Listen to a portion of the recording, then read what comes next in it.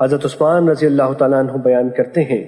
रसूलुल्लाह सल्लल्लाहु अलैहि वसल्लम ने फरमाया, जो शख्स वज़ू करे और खूब अच्छी तरह वज़ू करे तो उसकी ख़ताएँ उसके जिस्म से निकल जाती हैं, हत्ता कि उसके नाखूनों के नीचे से भी निकल जाती हैं। हज़रत अबू हुरैरा रज़ी अल्लाह तआला अन्हु बयान करते हैं,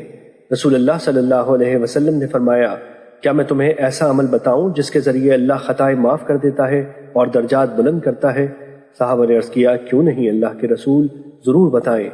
आप सल्लल्लाहु अलैहि वसल्लम ने फरमाया, नागवारी के बावजूद मुकम्मल तौर पर वज़ू करना, मसाजिद की तरफ ज़्यादा कदम चलकर जाना और नमाज के बाद दूसरी नमाज का इंतज़ार करना। ये हज़रत अबू हुरैरा रज़ियल्लाहु तआला अन्हु बयान करते हैं, रसूलुल्लाह सल्लल्लाहु अलैहि वसल्लम ने फरमाया, जब अल्लाह ने मखलूक को पैदा फरमाया तो उसने एक किताब लिखी जो उसके पास अर्श पर है कि मेरी रहमत मेरे गज़ब पर सबकत ले गई, और एक दूसरी रिवायत में है, मेरे गज़ब पर गालिब आ गई।